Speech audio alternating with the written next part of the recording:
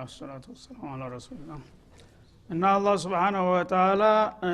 ጥላቶቻችሁ ባላሰባችሁት መልኩ ድንገት በእናንተ ላይ አደገኛ የሆነ እርምጃ ሊወስዱባችሁ ሲያስቡና ሲንቀሳቀሱ እጃቸውን የኮደኮደላችሁና ነፃ ያወጣችሁ ጌታችሁ ነው። ይሄን ጌታችሁን የዋለላችሁን ውለታ ተገንዝባችሁ አወድሱና መስግኑ ይላል ማለት ነው። እና ወተቁላህ እናንተ ሁሉ ጊዜ አላህን መፍራት ይተበቅባችኋል። አላህን በመፍራታችሁ ነው እናንተን የወደዳችሁ። ተቅዋ ከለላችሁ እናንተንም የዚህ አይነት እንክብካቤ አያደርግላችሁም ነበርና ሁሉ ጊዜ ልብሳችሁ ካባችሁ ተቅዋ ይሁን ይላል። ወዐለ አላህ ፈለተወከል ሙእሚኑን ምንጊዜም ቢሆን ሙእሚኖች በጌታቸው በአላህ ላይ ይመኩ። ጌታቸው የሚላቸውን እየሰሩና ለሱ ታማኝነታቸውን እያረጋገጡ ከዛ በኋላ ታቅም በላይ የሆነ ችግር ቢፈጠር ጌታ ይጠብቀናል ቢሉ ያምርባቸዋል ማለት ነው። ግን እነሱ ራሳቸው ዝርክርክ ከሆኑ ወንጀላቸው ራሱ ለአደጋ ያጋልጣቸዋል። ስለዚህ አላህን መፍራት ሁሉ ጊዜ ለእናንተ ጠባቂያችሁ ነው። እኔ የምጠብቃችሁና ምንከባከባችሁ በፈራችሁና ፍቃዴን ባከበራችሁ ቁጥር ነው ማለቱ ነው። ስለዚህ ለነዚያ ብቻ ሳይሆን አሁንም ላለው ለሚመጣውም ለሁሉም ትውልድ ነው መመሪያው ማለት ነው። ወለቀድ አኸዘ አላሁ ሚሳቀ በኒ እስራኤል ከዚያ በኋላ ወደ ታሪክ ያሻግረናል። ካሁን ቀደም በነብዩላህ ሙሳ ጊዜ አለይሂ ሰላቱ ወሰላም አላህ ልክ እንደናንተው በእስራኤል ልጆች ቃል ኪዳን አስገብቷቸው ነበር። ማንም ነብይ ሲላክ በዛ ነብዩ በተገኘበት አካባቢ ያሉትን ህዝቦች አላህ የነብዩን ጥሪ ተቀብለው ቃል ኪዳን እንዲገቡ ያዛልና ዛሬ እናንተ ከነብዩ መሐመድ ጋር እንድትተባበሩ እንደጋበዝኳችሁና ቃል እንዲያስገባኋችሁ ካሁን ቀደምም ለነብዩላህ ሙሳ በነበሩት ህዝቦች ቃል ኪዳን እንዲያስገባልኝ ጠይቄያቸው ነበር ይላል። እና እነሱም እንደባለወጎቹ ጀምረውት ነበር ስራውን መወጣት ብዙዎቹ አልቻሉም እንጂ ማለቱ ነው። ሚሳቀ በኒ እስራኤል የእስራኤል ትውልዶች የሆኑትን ህዝቦች አላህ ጥብቅ የሆነ ቃል ኪዳን እንዲገቡ ጠይቋቸው ነበር በነብዩ ሙሳ ማካይነት። ወባአትና ሚንሁም 12 ነቂባ ያንን ቃል ኪዳን ለማስከበርና ለማስፈጸም ደግሞ 12 የሚሆኑ የህዝብ ኃላፊዎችን አስመርጠን ነበር ከመሐከላቸው ይላል። 12 ቡድን የተለያየ ብሔረሰብ ነበሩ። ሁሉም በየብሔረሰቡ ተጠሪ እንዲያወጣ አድርገው ነብዩላህ ሙሳ 12 የጎሳ መሪዎችን በኃላፊነት ሰየሙ ማለት ነው። ከዛ በኋላ እሳቸው በአላህ በኩል የተሰጣቸው መመሪያ ተመርኩዘው ያስገቧቸውን ቃል ኪዳን ሁሉም በየብሔረሰቡ በኃላፊነት እንዲያስፈጽም 12 ተወካዮችን አውጥተው ያዙ፣ ተቆጣጣሪዎች ማለት ነው። በዛ ጊዜ እንግዲህ የተደረገው እንቅስቃሴ ባጭሩ ሊጠቅስልን ነው። ወቃለ አላህ እነዚያ 12 ኃላፊዎች ተተመረጡና ሁሉም በየብሔረሰባቸው ኃላፊነት ተጣለባቸው በኋላ አላህ ምን አላቸው? ኢኒ ማዓኩም አላቸው፣ እኔ ከናንተ ጋር ነኝ። ያ በኒ እስራኤል እናንተ እስራኤል ትውልዶች ሆይ እኔ ፍቃድ ጋር እስከቆማችሁ ድረስ እኔም ከናንተ ጋር ነኝ ብሏቸው ነበር። ቢልዓውን ወሪዓያ ማለት ነው። በእንክብካቤ በእርዳታዬ አልለያችሁም። ለእን አቀምቱም ሶላህ እናንተ ጋራ የምሆነው እስከመቼ ነው? ሶላትን የስግደትን ግዴታ ቀጥ አድርጋችሁና አስተካክላችሁ አዘውትራችሁ ከተገኛችሁ፣ ወአተይቱሙ ዘካህ እንዲሁም ደግሞ ግዴታ ምጽዋትን አላህ ያስወጀባባችሁን የገንዘብ እዳችሁን ለሚገባቸው ወገኖቻችሁ ከቸራችሁ፣ ወአመንቱም ቢሩሱሊ ከማ በደእቱም እንደጀመራችሁት በመለክተኞቼ ካመናችሁ በነ ሙሳ በነ ሃሩን፣ ወዐዘርቱሙሁም አምነንባችኋል ማለትም ብቻ ሳይበቃ ደግሞ ለተልኳቸው መሳካት ቅርብ ድጋፍ ካደረጋችሁላቸው፣ ያው እናንተ ያመጣችሁትን መመሪያ ገቢራዊ ለማድረግ ሁላችንም የምንችለውን ሁሉ እናደርጋለን፣ አይዟችሁ ከጎናችሁ ነን ብለው ድጋፍ ከሰጣችሁ ማለት ነው። ወአቅረቱሙላህ ቀርዶን ሐሰና ከዛም በተለያየ የዒባዳ መስክ ለአላህ መልካም ግዳጅን ካጋደዳችሁ ማለት አላህ ከገንዘባችሁ ለሚስኪኖች ወገኖቻችሁ እንድታካፍሏቸውና እንድትረዷቸው አዟችኋልና ያንን ካደረጋችሁ ለኡከፍረና አንኩም ሰይአቲኩም ያኔ እስከ ዛሬ ያጓደላችሁትና ያጠፋችሁትን ያከፋችሁትን ወንጀል ሁሉ እሰርዝላችኋለሁ ወለኡድኺለነኩም ጀናት ከዚያም ዘላለማዊ ደስታና ፍስሐ የተሞላባት አትክልት ውስጥም አስገባቸዋለሁ ጀነተ ነዒም ያልኳቸው ይላል ተጅሪ ሚን ታህቲሃ አልአንሃር ሚን ታህቲ ቁሱሪሃ ወአስጃሪሃ ከህንፃዎቿና ከዛፎቿ ስር የተለያዩ ጅረቶች እየፈለቁ የሚሰራጩባት የሆነች በጣም አስደሳች ለምለም ሀገር እንደማስገባችሁ ነው ብያቸው ነበር ይላል በዚህ መልክ እነሱም ለጊዜው እሺ ብለው ተቀበሉ ተስማሙ ውለታው ማለት ነው ከዛ በኋላ ግን ይሄን ነገር ቢያጓድሉና ቢያፈርሱ ምን መዘዝ እንደሚያስከትልም ማስጠንቀቂያ ተሰጠ ፈመን ከፈረ بعد ذلك منكم ይሄን ቃል ኪዳን በዚህ መልክ ከተስማማችሁና ከተዋዋላችሁ በኋላ ከናንተ መሐከል ይሄን ቃል ኪዳን የሚክድና እንደገና የሚወሳለት ቢኖር አለ فقد ضل سواء السبيل ይሄ ቀጥተኛውን የነጃ መንገድ እንደሳተ ይቆጠራል ስለዚህ አሁን ቃል ኪዳኑን ተስማምታችሁ ተቀብላችኋል በዚሁ ከወጣችሁና ከዘለቃችሁ እናንተ ኃላፊነታችሁን ስትወጡ እኔም የገባሁትን ወረታ ለመክፈል ዝግጁ ነኝ ግን ተተንሽ ጊዜ ቆይታ በኋላ እንደገና አመመኝ ደከመኝ ይያልክ ወደፊት ወደ ኋላ ብትዝረከረክ ያነ የመዳኛውን መንገድ ትስትና ለዘላለም ውርደት ትጋለጣለህ በማለት እያንዳንዳቸውን አስጠንቅቂያቸው ነበር ይላል እና እንደተፈራውም እናጅሬ ብዙ ጊዜ ቃል ኪዳን የማክበር ችሎታ የላቸውምና ፈቢማ ነቅድህም ሚሳቀሁም ይሄን ከባድ የሆነ ቃል ኪዳን በማፍረሳቸው ይላል እና ያሞሉና የተወጡ አሉ የተወሰኑ ግን አብዛኛዎቹ አፈረሱት እነዛ እንደተፈራውና እንደአስጠነቀቅናቸው ቃል ኪዳናቸውን ያፈረሱት ለዓናሁም ተራህማችን ተራህራያችን አሰናበትናቸው ረግመን አባረርናቸው ይላል ለምን ያው ቃል ኪዳንን በማፍረሳቸው ሳቢያ ማለት ነው ወጃአልና ቁሉበሁም ቃሲያ ከዚያ በኋላ ልቦቻቸውንም የደረቁ አደረግናቸው የፈለገው መካሪ ቢመክራቸው የማይሰማቸው ሆኑ ማለት ነው يحرفون الكلمه ከድርቅናቸው ብዛት የተነሳ የአላህን ቃል የሚያዛቡ ሆኑ አመዋዲህ ከመደበኛ ቦታው ይላል እና ተውራትን እነሱ በፈለጉት መልክ ያጣመሙ ይተረጉሙታል ማለት ነው አንድን ወንጀል ለመስራት ከፈለጉ ተውራት የከለከለውን ነገር የተለያየ ትርጉም ይሰጡትና እንዳልተከለከለ ያደርጉታል ወይም ዋጅብ ያደረገውን ነገር እንደ አላስፈላጊ ለማድረግ የተለያየ ትርጉም ይሰጡና ያፋልሱታል ማለት ነው እንዲህ ለማለት ያለው እኮ እንዲህ ለማለት ፈልጎ ነው ዑዝር ከሌለ ነው ዑዝር ካለ ችግር የለም ምናምን ይያሉ የአላህን ሁዱዶችና ትእዛዛቶች ያፋልሱ ጨመር ማለት ነው እናንተም ይሄን ስተት እንዲያደግሙ ነው ዋናው መልእክቱ ወነሱ ሐظ مما ذكروا به مما امروا به ማለት ነው በዛ በተውራት ውስጥ ተደጋግሞ የተነገረና የተመከራቸውን አደራ ዘነጉት ቸላሉት ተመጤፍ አልቆጠሩትም ማለት ነው ወላ ተዛሉ ተطلع على خائنة منهم እና ከዛ ጀምሮ እስካሁን ድረስ ከነሱ ተንኮለኛና ከሃዲ የሆኑ ህዝቦችን አታጣም ሁሉ ጊዜም የዛ አይነት መጥፎ ባህሪ ያለባቸው ሰዎች በበኒ እስራኤል አይገኛሉ ኢላላ አላህ Subhanahu Wa Ta'ala ኢላ ቀሊላን ሚንሁም ተነሱ በጣም ጥቂቶቹ ሲቀሩ ጥቂቶቹ አሉ ከነሱ መሐከል ለይሱ ሰዋ من اهل الكتاب امه قائمه እንዳለው ተነሱ መሐከል እንግዲህ አላህ Subhanahu Wa Ta'ala ሂዳያ የሰጣቸው እንደና አብዱላህ ኢብኑ ሰላም ይገኛሉ አልፎ አልፎ በየዘመኑና በየሀገሩ ማለት ነው አብዛኛዎቹ ግን ያን ቃል ኪዳን ያፈረሱና ከአላህ ረህማ የተባረሩ ሆነው ታገኛቸዋለህ ይላል ይሄንን እንግዲህ ሁኔታ ወቁና የነሱን ስተት ላለመድገም ተጠንቀቁ ነው ዋናው እነሱ በኒ እስራኤል የፈለገውን ያህል ኸይረኛ ነን ቢሉም እንኳን አትመኗቸው አብዛኛዎቹ ሽሪሮች ናቸው ቃል ኪዳንን የማክበር ችሎታ የላቸውም ብሎ ደካማ ጎናቸውን ሲያጋልጥ ከነሱ መሐከል የተወሰኑ ደጎች እንዳሉም ደግሞ ወዳጆችን መርሳት ስለሌለበት ኢላ ቀሊላን ሚንሁም ብሎ ቀነሳቸው ማለት ነው ከዚያ በኋላ ለሙእሚኖቹ ይሄንን ግንዛቤ ካስጨበጠ በኋላ ፈዕፉ ዐንሁም እንደዚህ ሽሪሮችና ተንኮለኞች ናቸውና በኒ እስራኤልን ባገኛችሁባቸው ደብዛቸውን አጥፋቸው ማለት ይሄ አይደለም ይሄንን ታወቅ በኋላ ማንነታቸውን ታወቅ ጥንቃቄ ለማድረግ እንዲመች ነው እንጂ እነሱን ተበቀሏቸው አጥፏቸው ማለት መስሏችሁ የማያዳግም እርምጃ እንዳትወስዱ ይቅር ብላችሁ ለፏቸው ወስፈሁ እንዳውም ፈአፉ አንሁም ይቅር በላቸው ቢያጠፉም ቢያከፉም ያው ቀደም ሲል እንደተጠቀሰው ወፍጮ ድንጋይ ተሸክመው ሊጨፈልቁ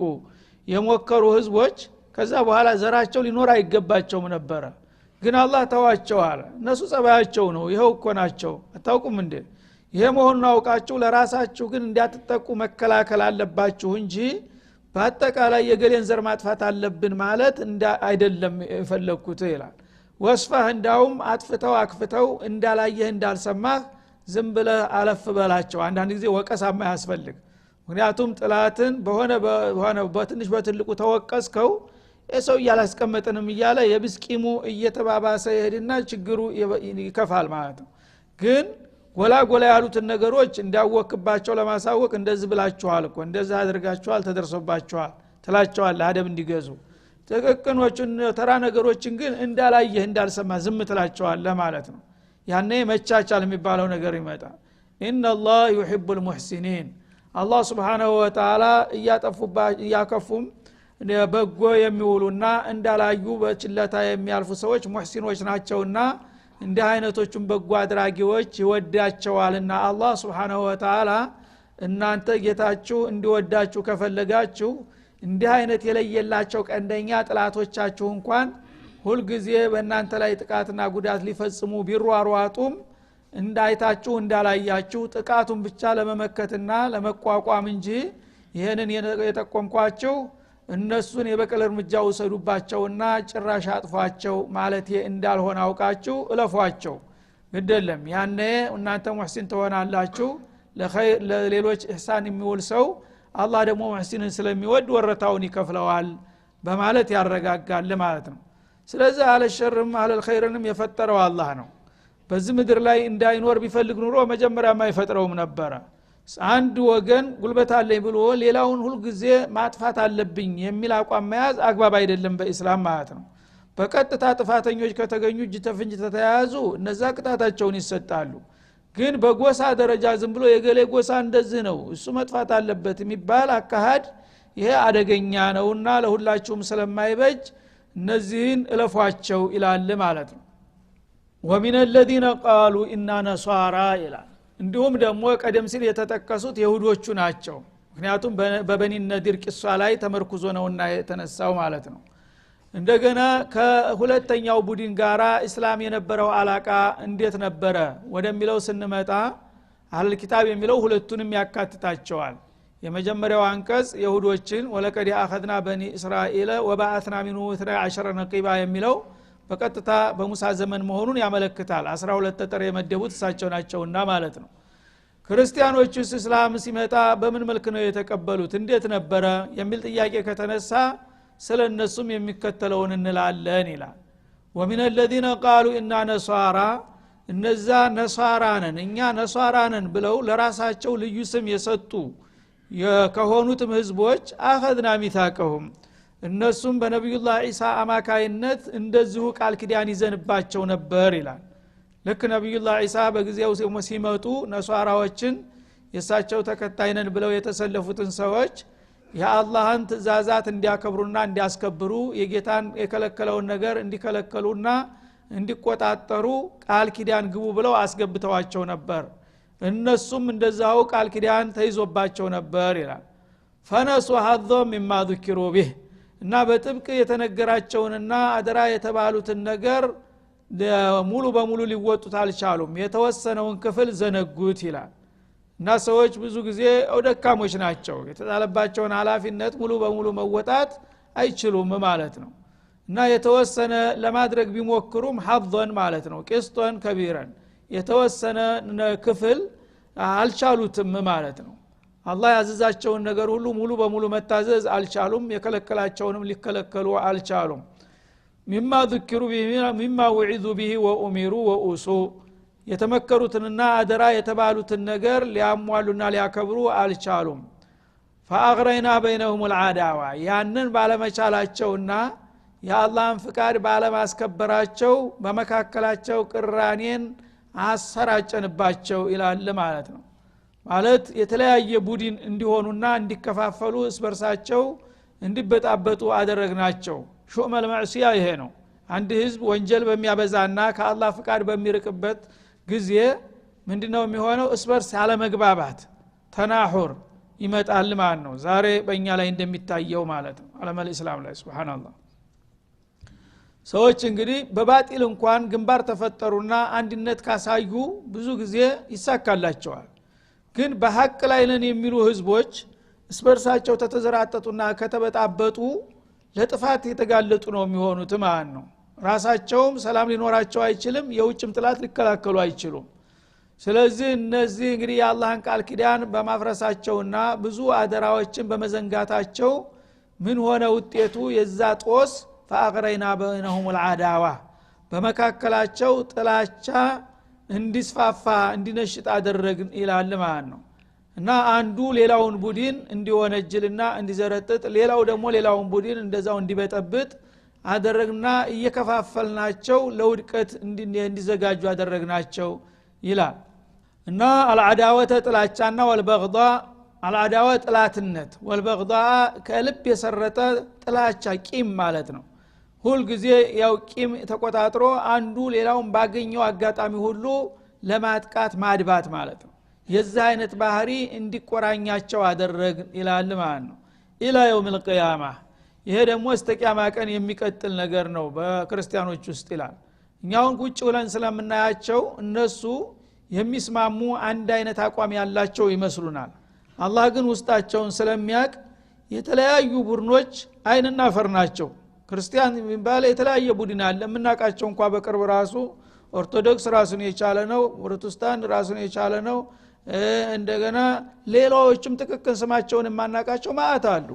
እነዛ ሁሉ አንዱ ሌላውን በማድባት ላይ ነው ያሉት ማለት ነው ግን ወደ እስላም ሲመጡ እስላም የጋራ ጥላታቸው ስለሆነ እስላም ላይ ነው አንድነታቸውን የሚያሳዩት አለበለዚያ ስበርሳቸው ከሆነ ሁሉ ጊዜ አይንና ናጫ ናቸው ይሄን አላህ የጣለባቸው መሆኑን በግልጽ አስቀመጠ ማለት ነው እና ጥላቻና ቅራኔን በመሐከላቸው እንዲሰፍን አድርገናል እስከ ቂያማ ቀን ድረስ የማይታረቅ ቅራኔ ያላቸው ይላል አላህ Subhanahu Wa Ta'ala ወሰውፈ ينبئهم الله بما كانوا يصنعون እና እነሱ ይሰሩት በነበረው ደባ አላህ Subhanahu Wa Ta'ala ወደፊትም ውጤቱን ሳይነግራቸው አይቀርም እንግዲህ እነሱ የአንድ ነብይ ተከታይ እንደመሆናቸው በአንድ ኪታብ እንመራለን እንደማለታቸው ኢሳ የሰጧቸውን መመሪያ ተቀብለው አንድነታቸውን ጠብቀው እስከ መጨረሻው ድረስ ተረኛው እስከሚመጣ መቀጠል ነበረባቸው እስከ መሐመድ ድረስ እሳቸው መሐመድ ደግሞ ሲመጡ በቀጥታ ወደሱ ተሻገሩ የእቲ ሚን ባዕድ እስሙሁ ብሎ ነውና አስቀመጠላቸው ያለ ምንም ችግር ወደ እስላም ነበር መሻገር ያለባቸው ማለት ነው በዛው ስልትናቸውና ተንኮላቸው ሳቢያ እስበርሳቸውም ሳይስማሙ ቀሩ ወደ እስላም መሻገር አልቻሉም ማለት ነው እና ድርብርብ የሆነ ጥፋት ፈጸሙ ስለዚህ የንን ግፍና በደላቸውን አላህ ነገ ይነግራቸዋል የውመል ቂያማ ነግሮም ደግሞ ውጤትና ቅጣታቸውን ያስረክባቸዋል ሲል ያስጠነቅቃል ማለት ነው እና ነሷራ የሚባሉት እንግዲህ ክርስትና እምነት ተከታይ ነን የሚለውን በሙሉ ያካትተዋል ወደ 72 ቡድን ናቸው እነዛ ሁሉ በሙሉ ተወቃሽ ናቸው በዚህ አያት ማለት ነው ምክንያቱም እነሱ ኺላፋቸው የስበርስ ብቻ አይደለም ከእምነቱ ጋር ተቃራኒ ሆኑ ራሱ ብዙ ሳይራመዱ ገና በኢሳ ጉዳይ ኢሳ አንድነታቸውን ሊያስከብሩ ከጌታ ጋር ሊያስተዋውቋቸው ነው የመጡት ኢሳ መቀበልና መከተል ሲገባቸው እሳቸው ገና በህይወት እያሉ ነው መበጣበጥ የጀመሩት ማለት ነው ተስማቸው ቢጀመር ራሱ ነሷራ የሚል ስም የሃይማኖት ስም አይደለም ራሳቸው የፈጠሩት የቡድን ስም ነው ጠባብነታቸውን የሚያሳይ ማለት ነው እና እነሱ መጀመሪያ ኢሳ ዳዕዋ የጀመሩት ናሲራ የምትባል ከተማ ነው ፍልስጤም ውስጥ የምትገኝ ከተማ ትንሽ ከተማ አለች አሁንም አለች እዛች ከተማ ላይ ነው መጀመሪያ እንቅስቃሴ የጀመሩትና ለመሳለቅ መጀመሪያ የናሲራው ልጅ ነብይ ነኝ አለ እየተባለ የሰፈር ሰው መሳለቂያ ነበረች እቺ ቃል ማለት ነው እና አንደኛ የመርየም ልጅ ነው አባት የለውም ሙተሃም ናቸው መጀመሪያው ነው የማን ነው ልጅ እየተባለ የአባት የሌለው ልጅ እየተባለ ሲታሙ የነበሩ ሰው ይባስ ብለው ነብይ ነኝ ብለው ሲነሱ የአባት የሌለው እኮ የናሲራ ልጅ ነብይ ነኝ ማለት ጀመረ እያሉ ይሳለቁባት ነበረ የትንሽ ከተማ ስለሆነች ማለት ነው ያቺ ከተማ መነሻ ስለሆነች ነሷራ አሉ ኋላ ግን የክብር አገር ሆነችና የነሷራው ሃይማኖት ተከታይ መባል ተጀመረ ማለት ነው። አንዱ ይሄ ነው። ሌላኛው ደግሞ ነሷራ የተባለው ሙተናሲሪን በይነሁም ዘረኝነታቸውን የሚጠቁም ነው ማለት ነው። ስበርሳቸው ተደጋጋፊ በመባል ይታወቁ ነበር። ዘረኞች ናቸው። ማንንም ሰው የማያውቀው ወዳጁ ዘመዱም የፈለገው ቢሆን ነሷራ ነው ከተባለ ከሌላው ላይ ይከላከልለታል፣ ግንባር ይፈጥራሉ። ከዛ ተነስቶ ነው እና ዒሳ ያሉ ይሄ ነገር የሃይማኖት ስም መሆኑን አላወቁም፣ አልሰሙም። ኋላ እንግዲህ ካረጉ በኋላ ነግሯቸው ከሆነ አላህ አናቅም እንጂ ይሄ የሃይማኖት ስም አይደለም። በአሁኑ ጊዜ ግን ዒሳ ያስተማሩት ምንድነው? እስላም ነው ያስተማሩት፣ እንደ መሐመድ ማለት ነው። ስለዚህ እነሱ ያንን ከአላህ የመጣውን ስም ትተው ነሷራ የሚል ስም ለጠፉ፣ ሌላ ታቤላ ፈጠሩ ማለት ነው። ከስሙ ጀምሮ እንግዲህ ወንጀለኛ ነው። ስለዚህ ቃሉ ኢና ነሷራ ይልሃል። ወሚነ ነሷራ ነበር የሚለው ቢቀበለው ኑሮ እውቅና ቢሰጠው ኑሮ። ግን ወሚነ الذين قالوا ኢና ነሷራ እኛ ነሷራ ነን የሚሉ ሰዎች እገሌ ብሎ ስሙን የሚሰይመው ቡድን እንደሚባለው ማለት ነው። እውቅና የማይሰጠው ቡድን ሁልጊዜ በዚህ መልክ ነው እንትን የሚባለው። ስለዚህ ስማቸው ራሱ ህገወጥ መሆኑን ለማጋለጥ ነው በዚህ መልክ የሚገልጣቸው ማለት ነው። እና ነሷራ ነን እንግዲህ የናሲራ ሰዎች ነን ይበሉም ወይም ደግሞ ስባሳችን ተባባሪ ነን ይበሉም ዙሮ ዘረኝነትን ጠባብነትን ነውና የሚያመለክተው። እንደዛ ብለው የተነሱት ወገኖች ደግሞ መጀመሪያ ነብዩን መቀበላቸው መልካም ነበረ፣ ግን ሊገፉበት አልቻሉም። ብዙ ሳይራመዱ ወዳውኑ የተነገራቸውን መመሪያ ትተው ወደ ኋላ መንጠባጠብ ጀመሩና ያኔ አላህ ደግሞ ስበርሳቸው እንዲበጣበጡ በአቂዳቸው ራሱ ተፋለሱ። ኩሉ ዒሳ ጌታ ነው ብሎ ቁጭ አለ። ተናንተና ነብዩ ነሲል የነበረው ማለት ነው። እኩሉ የጌታ ልጅ ነው ማለት ጀመረ። እኩሉ ደግሞ ሶስተኛ ስላሴ ነው ማለት ጀመረ። ይሄ እንግዲህ ግንባር ፈጠረ ማለት ነው። ስበርሱ ተከፋፈለና አንዱ አንዱን መወንጀል፣ አንዱ አንዱን ማክፈር፣ አንዱ ከሌላው ቤተክርስቲያን መግባት አይችልም። በአሁኑ ጊዜ አሁን ካቶሊክ ከሌላው ሊገባ አይችልም፣ ፕሮቴስታንት ሌላው ቦታ ሊገባ አይችልም። ሊቀድስ ብል ቅርኩስ ነው እንዳይገባ ነው የሚባለው። እኛ ግን አልহামዱሊላህ እዚህ ደረጃ አልደረስንም። በአሁኑ ጊዜ ማንም መስጂድ ነው ከተባለ ማንም ሰው ሊገባ ይችላል ማለት ነው። እነሱ ግን ቢሞቱ ካቶሊክ መሆኑን ካወቀ ኦርቶዶክስ ሊገባ አይችልም፣ ፕሮቴስታንት ሊገባ አይችልም። ወይቶ ብቻለሁ እናንተ ጋር ገብቻለሁ ካላለ በስተቀር የዚህ አይነት ቅራኔ ጣልንባቸው ይላል አላህ Subhanahu Wa Ta'ala። በዛ ምክንያት فاغرينا بينهم العداوه በመካከላቸው የማይታረቅ እጅግ የመረረና የከረረ የሆነ ቅራኔ